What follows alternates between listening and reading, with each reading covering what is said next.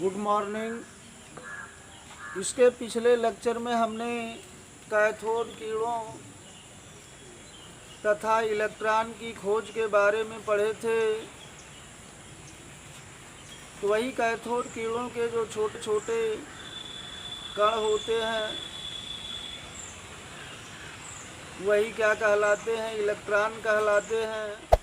Hey और there, J Thomson ने subscribe to बताया my कि channel and also press this परमाणु bell का icon. एक मूल कण इलेक्ट्रॉन है।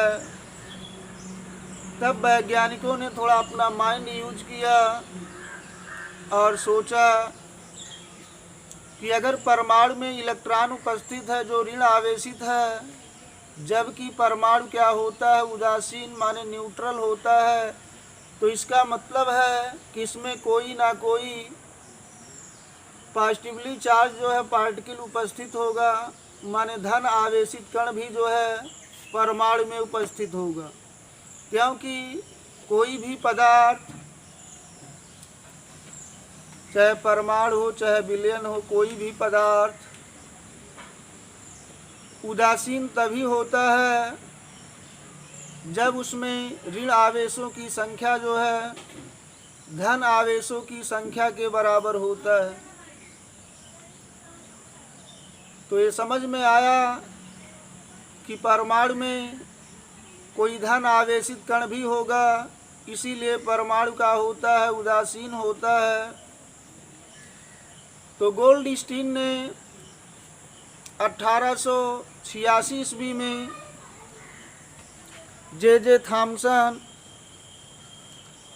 के प्रयोगों को जो है उन्होंने दोहराया और थोड़ा से अपना एक्स्ट्रा दिमाग लगा दिए।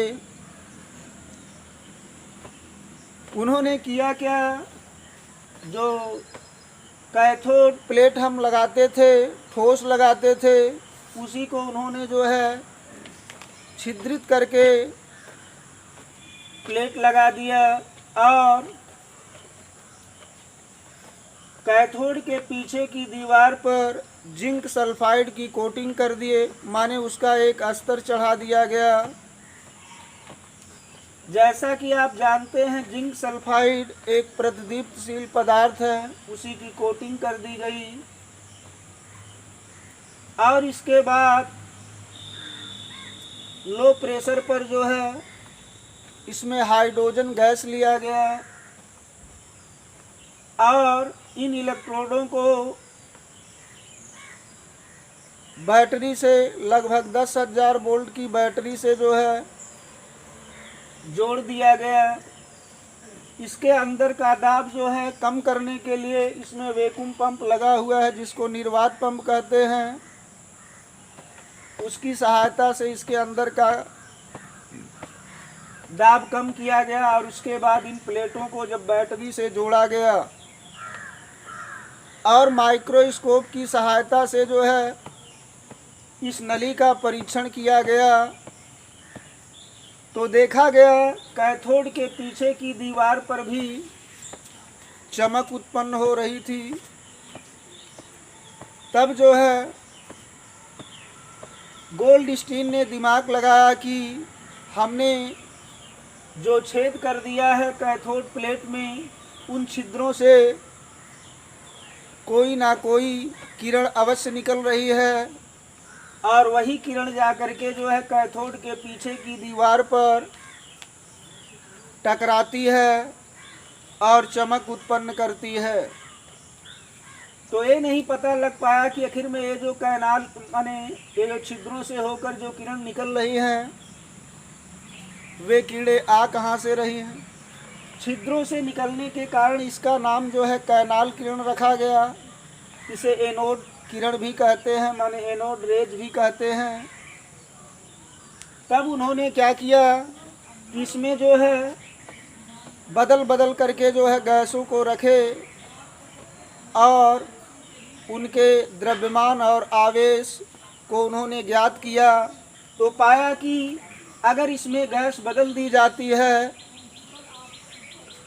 माने इस डिस्चार्ज ट्यूब के अंदर की अगर गैस, माने इस विसर्जन नली के अंदर की अगर गैस बदल दी जाती है, तो जो कैनाल किरणें माने एनोड रेज जो निकलता है उसके गुण क्या हो जाते थे, बदल जाते थे। माने कैनाल कीड़ों के गुणों में क्या आ जाता था, परिवर्तन आ जाता था। और जो कैनाल कीड़े निकलती थी उनका द्रव्यमान लगभग जो है ली गई गैस के परमाणु के द्रव्यमान के लगभग बराबर था। और जो उस पे आवेश आता था वह जो है उस तत्व की संयोजकता के बराबर आवेश वाला जो है कैनाल किरण निकलता था। तब उन्होंने बताया कि हाइड्रोजन गैस लेने पर जो कैनाल कीड़े निकलती हैं उसके गुणों का उन्होंने अध्ययन किया और बताया कि यही कैनाल कीड़े जो है हाइड्रोजन गैस लेने पर जो निकलती हैं वे प्रोटॉन होते हैं। माने उसका नाम उन्होंने क्या रखा, प्रोटॉन रखा। तो चलिए जो है हम देख लेते हैं कि उन्होंने इस कैनाल किरण की कौन कौन सी प्रॉपर्टी बताई। तो इसकी भी कैनाल किरण की भी प्रॉपर्टी ज्ञात करने के लिए जैसे कैथोड किरणों की प्रॉपर्टी ज्ञात करने के लिए जो प्रयोग किए गए थे लगभग सेम वही प्रयोग जो है इन किरणों के लिए भी जो है किया गया। देखिए होता क्या है कि इसके अंदर जो है ये 2 प्लेटें लगी हुई हैं और ये 10,000 वोल्ट की बैटरी से जुड़ी हुई हैं, जिसके कारण जो है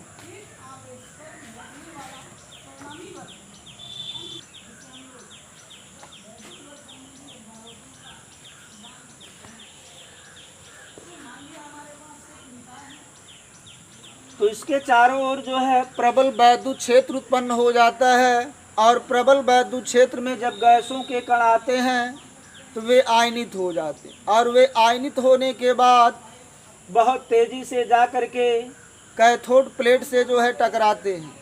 आयनित होने का मतलब उसमें से इलेक्ट्रॉन निकलते हैं और इलेक्ट्रॉन निकलने के कारण गैस के वे कण जो है धन आवेशित हो जाते हैं।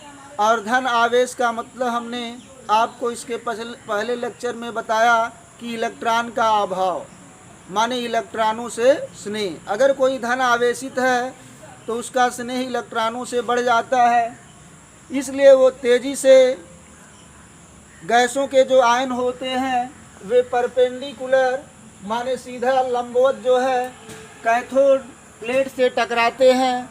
और कैथोड प्लेट पर आप जान रहे हैं कि यह ऋण आवेशित प्लेट है, इस पे इलेक्ट्रॉनों की अधिकता है। जब वे तेज़ी से टकराते हैं तो वही इस प्लेट से इलेक्ट्रॉन उत्सर्जित होने लगते हैं। इलेक्ट्रॉन जो है कैथोड किरणों के रूप में क्या होते हैं, निकलने लगते हैं। लेकिन जो धन आयन गैसों का इन छिद्रों में गिरता है वही जो है कैनाल किरण के रूप में क्या होता है, बाहर निकलता। माने कैनाल किरण में वही गैसों के आयन होते हैं जो छिद्रों में गिरने के बाद कैथोड प्लेट को पार करके एक किरण के रूप में जो है जाते हैं।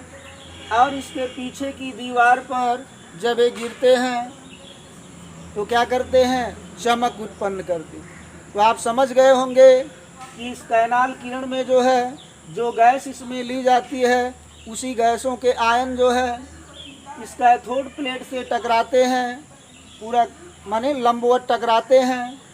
तो इस प्लेट से जो है इलेक्ट्रॉन कैथोड किरण के रूप में उत्सर्जित होने लगते हैं।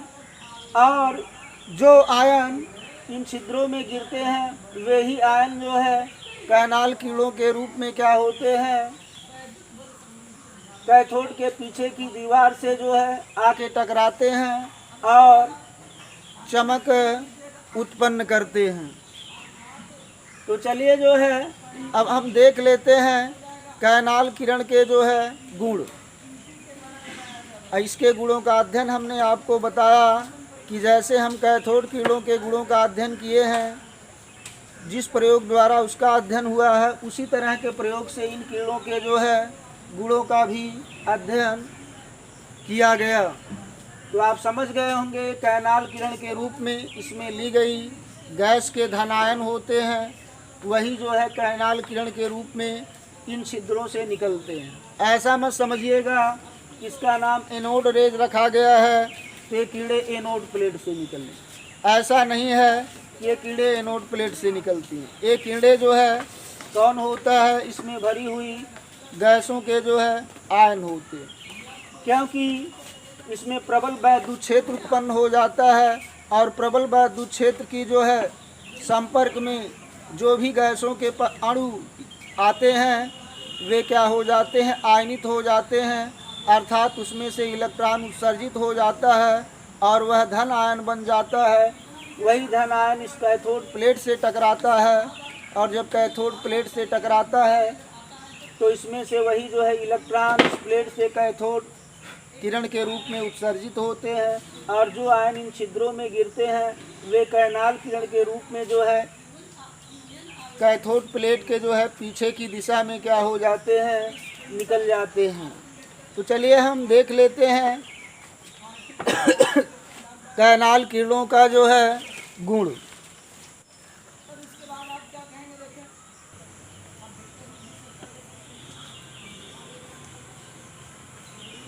तो वैद्युत विसर्जन नली के अंदर हाइड्रोजन गैस लेने पर जो कैनाल कीड़े निकलती हैं उसी के गुणों का हम अध्ययन देखने जा रहे हैं। तो देखिए जो कैनाल कीड़े होती हैं यह सीधी रेखा में चलती है। तो यह कैसे क्लियर हुआ कि जैसे उसमें कैथोड रेज में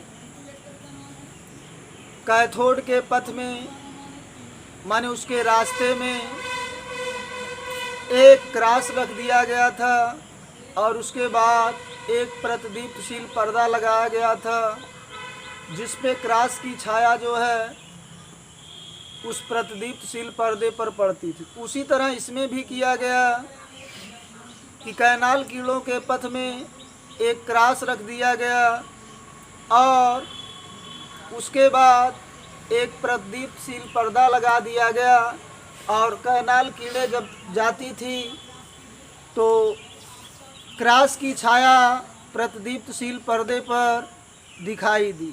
तो इस प्रयोग से जो है क्लियर हो गया कि कैनाल कीड़े एक सीधी रेखा में चलती हैं। दूसरा प्रयोग उन्होंने किया कि कैनाल कीड़ों के जो है पथ में एक पिन व्हील लगा दिए, माने एक हल्की पहिया लगा दिए और कैनाल कीड़ों को जब उन्होंने भेजा तो पिन व्हील क्या हो गया, बहुत हल्का से कंपन उसमें हुआ। ते समझ में आ गया या इस प्रयोग से यह निष्कर्ष निकला कि जो कैनाल कीड़े हैं वे अति सूक्ष्म कणों से मिलकर का होती हैं, बनी होती हैं। इसके बाद इन कीड़ों को जो है वैद्युत क्षेत्र तथा चुंबकीय क्षेत्र से जो है गुजारा गया तो ये कीड़े क्या होती थी, ऋण आवेशित प्लेट की ओर जो है मुड़ जाती थी। तो इससे क्लियर हो गया कि जो कैनाल कीड़े होती हैं इसके जो सूक्ष्म कण होते हैं वे कण क्या होते हैं, धन आवेशित होते हैं। माने कैनाल कीड़ों के जो सूक्ष्म कण होते हैं वे कण क्या होते हैं, धन आवेशित होते हैं। इसके वेग का भी निर्धारण किया गया तो देखा गया कैथोड कीड़ों की अपेक्षा कैनाल कीड़ों का जो वेग होता है वह कम होता है और कम होने का कारण था कैनाल कीड़े जो है भारी होती हैं और कैथोड कीड़े हल्की होती हैं। तो भारी होने के नाते इनका जो वेग था वह कैथोड किरण से क्या था, कम था। इसके बाद इन कीड़ों को जो है Hey there. गैसों Subscribe में to my प्रवाहित channel किया गया। and also ये press कीड़े this जो bell है icon. गैसों को क्या करती थी, आयनित कर देती थी। तो कैनाल कीड़े जो है गैसों को क्या करती थी, आयनित कर देती थी।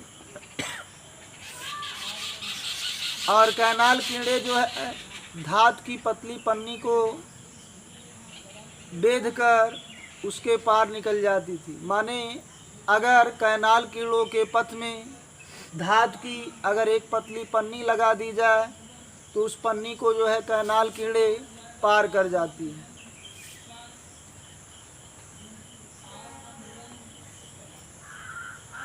कैनाल कीड़े जो है प्रतिदीप्त और स्फुट दीप्त भी क्या करती हैं, उत्पन्न करती हैं। तो देखिए प्रतिदीप्त का मतलब होता है ऐसी चमक जो दिखाई दे और तुरंत गायब हो जाए, तो उसे हम क्या कहते हैं, प्रतिदीप्ति कहते हैं। तो दीप्ति माने चमक होता है, प्रतिदीप्त का मतलब हो गया ऐसी चमक जो हमको दिखाई दे और तुरंत गायब हो जाए। स्फुट दीप्त का मतलब होता है ऐसी चमक जो दिखाई दे लेकिन गायब जो है बहुत धीरे धीरे हो। तो प्रतिदीप्त का मतलब ऐसी चमक जो दिखाई दे तुरंत गायब हो जाए, उसे हम प्रतिदीप्त कहते हैं। और स्फुट दीप्त का मतलब हो गया ऐसी चमक जो दिखाई दे लेकिन गायब बहुत धीरे धीरे हो, तो उस चमक को हम क्या कहते हैं, स्फुट दीप्त कहते हैं। तो कैनाल कीड़े प्रतिदीप्त और स्फुट दीप्त दोनों उत्पन्न करती हैं। कैनाल कीड़े जो है वैद्युत और चुंबकीय क्षेत्रों में क्या हो जाती हैं, विक्षेपित हो जाती हैं, मतलब मुड़ जाती है। अगर वैद्युत क्षेत्र रहता है तो कैनाल किरण ऋण आवेशित प्लेट की ओर मुड़ती है, क्योंकि कैनाल किरण क्या होती हैं, धन आवेशित होती हैं। चुंबकीय क्षेत्र भी अगर रहेगा तब भी विक्षेपित हो जाएंगी। जैसा कि आप जानते हैं जहाँ पर वैद्युत क्षेत्र उत्पन्न होता है वहाँ पे चुंबकीय क्षेत्र भी उत्पन्न हो जाता है। जहाँ पे वैद्युत क्षेत्र उत्पन्न होगा वहाँ पे चुंबकीय क्षेत्र भी क्या हो जाता है, उत्पन्न होता है।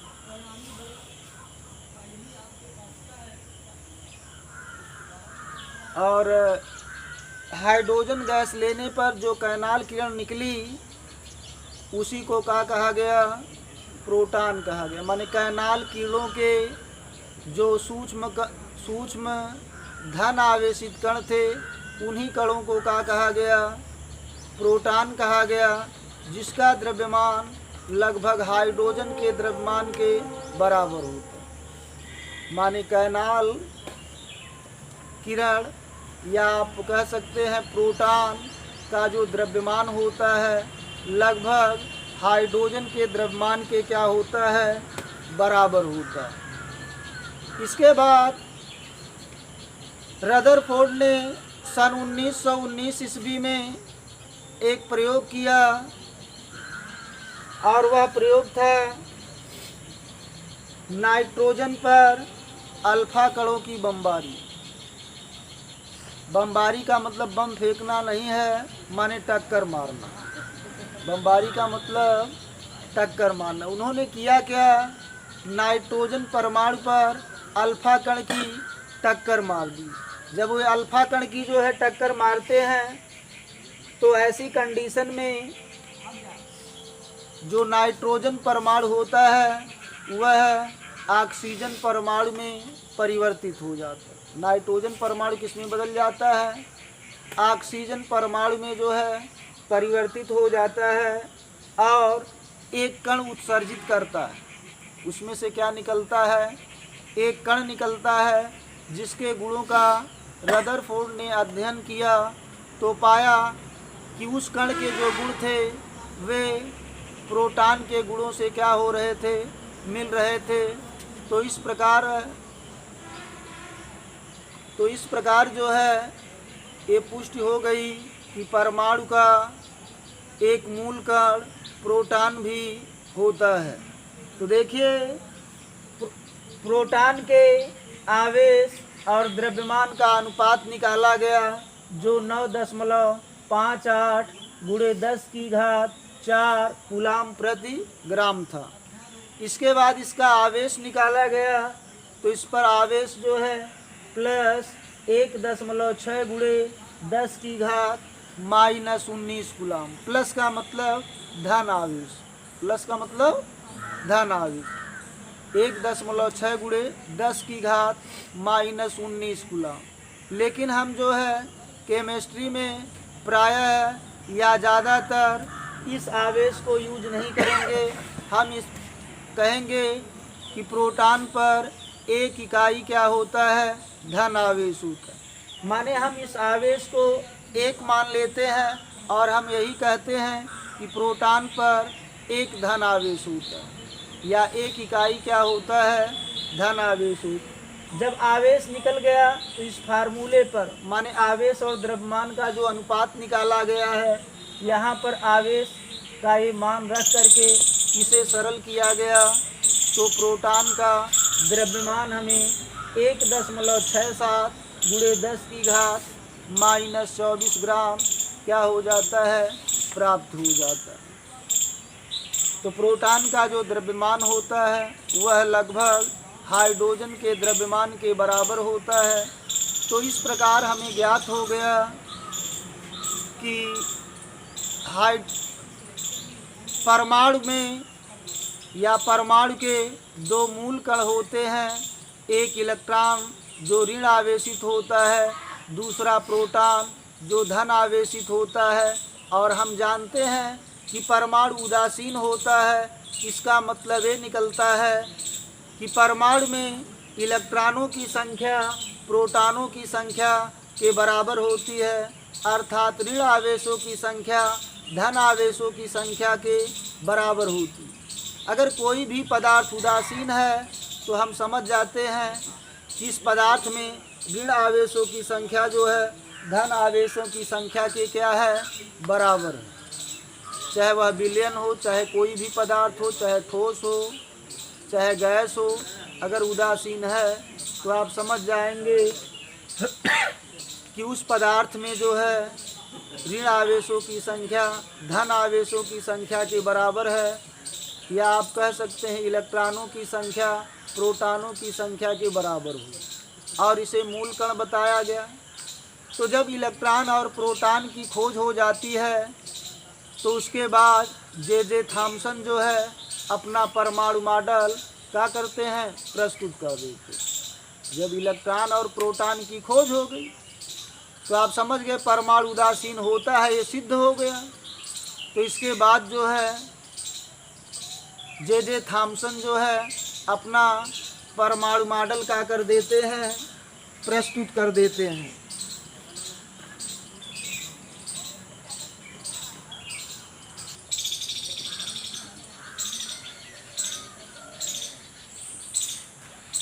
तो देखिए थॉम्सन ने बताया कि जो परमाणु होता है वह अति सूक्ष्म होता है और गोलाकार होता है तथा विद्युत उदासीन कण है। माने परमाणु अति सूक्ष्म गोलाकार विद्युत उदासीन कण है। परमाणु का निर्माण धन आवेशित तथा ऋण आवेशित दो पदार्थों से हुआ है, अर्थात परमाणु का निर्माण इलेक्ट्रॉन और प्रोटॉन से हुआ है। तो प्रोटॉन का मतलब धन आवेश, इलेक्ट्रॉन का मतलब ऋण आवेश। तो उन्होंने बताया कि जो प्रोटॉन होते हैं अर्थात जो धन आवेश होता है वह परमाणु भर फैला रहता है, और इलेक्ट्रॉन का मतलब जो ऋण आवेश होता है वह इन्हीं ऋण आवेशों धन आवेशों के मध्य, माने जो इलेक्ट्रॉन होता है अर्थात जो ऋण आवेश होता है वह परमाणु में इस प्रकार धसा होता है, या आप ये कह लीजिए धन आवेशों के बीच में इस प्रकार धसा होता है जैसे तरबूज में तरबूज की बीज धसी होती। तो तरबूज में तरबूज का बीज कहाँ धसा होता है, बीच में धसा होता है। और तो वही उन्होंने बताया कि जो ऋण आवेश माने जो इलेक्ट्रॉन होते हैं वे धन आवेशों के बीच में इस प्रकार धसे होते हैं जैसे तरबूज में तरबूज की बीज धसी होती है। तो माने ये जो धन आवेश होता है माने प्रोटॉन ये परमाणु भर फैला रहता है, और इलेक्ट्रॉन जो होते हैं मध्य में धन आवेशों के मध्य क्या होते हैं, धसे रहते हैं। जैसा आप देखे होंगे तरबूज में तरबूज की बीज धसी होती। तो चलिए इस, और हमने बताया आपको कि रदरफोर्ड ने भी जो है प्रोटॉन के बारे में, रदरफोर्ड ने भी जो है प्रोटॉन के बारे में एक प्रयोग किया था, और वह प्रयोग हमने आपको बताया कि नाइट्रोजन परमाणु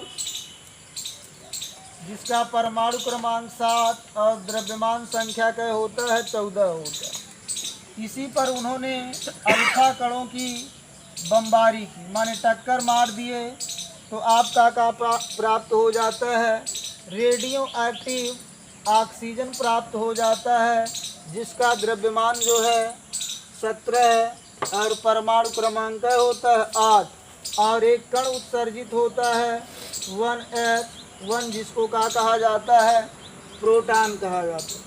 तो देखिए प्रोटॉन को हाइड्रोजन से इसलिए रिप्रेजेंट किया जाता है, प्रोटॉन को जो है हाइड्रोजन से इसलिए रिप्रेजेंट किया जाता है कि जो प्रोटॉन का द्रव्यमान होता है वह हाइड्रोजन के द्रव्यमान के बराबर हो जाता है। हाइड्रोजन में भी एक इकाई धन आवेश होता है और प्रोटॉन पर भी एक इकाई धन आवेश होता है। अब यहाँ पे ये हमारे पास है अल्फा कण, तो हम बात कर लेते हैं इस अल्फा कण की। तो अल्फा कण को हीलियम से प्रदर्शित किया जाता है। तो हीलियम से इसलिए प्रदर्शित किया जाता है कि हीलियम पर 2 इकाई धन आवेश होता है, और हीलियम माने हीलियम में जो है 2 इकाई धन आवेश होता है, और अल्फा कणों पर भी 2 इकाई धन आवेश होता है, माने हीलियम में 2 प्रोटॉन पाए जाते हैं। अगर हीलियम में 2 प्रोटॉन पाए जाते हैं तो इसका मतलब है हीलियम में जो है 2 धन आवेश होते हैं। और देखिए अल्फा कणों का द्रव्यमान जो है 4 होता है, और हीलियम कण का भी द्रव्यमान क्या होता है 4 होता है, माने हीलियम कण का द्रव्यमान 4, अल्फा कण का भी द्रव्यमान 4। हीलियम में 2 धन आवेश होते हैं और अल्फा कण भी जो है पर 2 धन आवेश होते हैं, इसीलिए हम अल्फा कणों को जो है हीलियम से रिप्रेजेंट करते हैं और प्रोटॉन को हाइड्रोजन से प्रदर्शित करते हैं। तो इसके बाद हुआ क्या, अब आगे हम पढ़ने वाले हैं न्यूट्रॉन की खोज। किसकी खोज? न्यूट्रॉन की जो है खोज।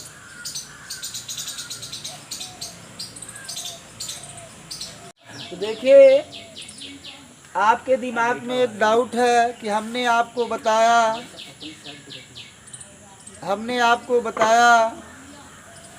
कि इसमें जो आयन होते हैं वही आयन जब इन छिद्रों में गिरते हैं तो कैनाल किरण के रूप में निकलते हैं। देखिए होता क्या है,